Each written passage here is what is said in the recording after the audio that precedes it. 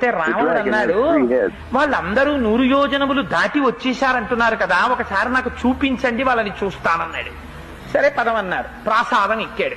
ఎక్కి నిలబడి ఏది చూపించు, వాళ్ళల్లో ఎవరో నాకొక్కసారి చెప్పు అన్నాడు. అదిగో రావణ అక్కడ చూడు, అడిగో పక్కన కనపడుతున్నటువంటి వాడు సుగ్రీవుడు, అదిగో చూశావా గద ఎత్తి అరుస్తున్నాడు, రారా రావణ పైకని. ఆయన అక్కడ అరుస్తుంటే ఇక్కడ లంకాపట్టణంలో ఉన్న అంతఃపురాల యొక్క ప్రాసాదములు గోపురములు కదులుతున్నాయి. ఆయన బలపరాక్రమముల ముందు ఎవ్వరూ నిలబడలేరు. ఉన్న వనాల మీద ఉన్న ప్రతి చెట్టు మీద భల్లూకాలు.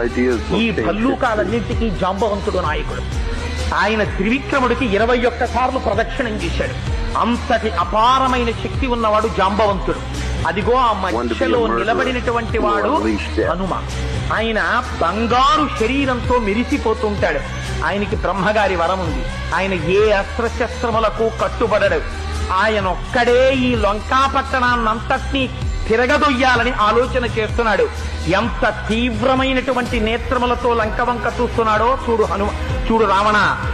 ఆయన పక్కన ఉన్నవాడు నల్లటి నీలమైనటువంటి శరీరంతో మిరిసిపోతున్నాడే, పద్మాల లాంటి కన్నులున్నాయే, ఎడమ చేత్తో కోదండం పట్టుకున్నాడే, వెనక అక్షయబాణ తూణీరములు కట్టుకున్నాడే, ఆయన పేరే రాముడు.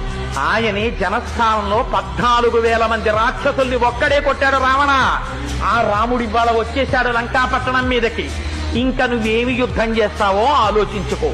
ఆయన బహిప్రాణం లక్ష్మణుడు. ఆయన నిరంతరం అన్నగారిని కంటిని కనురెప్ప కాపాడినట్టు కాపాడుతుంటాడు. రామతుల్యమైన పరాక్రమం ఉన్నవాడు. ఎన్ని అస్త్రశస్త్రములు రాముడికి తెలుసో అన్ని లక్ష్మణుడికి తెలుసు. వాళ్ళ కోదండము నుండి ఆ బాణములు వినిర్ముక్తమైతే కాపాడగలిగిన వాడు వేరొకడు ఉండడు. అటువంటి రామలక్ష్మణులు, ఈ సైన్యము అంతా వచ్చింది అని దాన్ని చూసి పొంగిపోయి ఓహో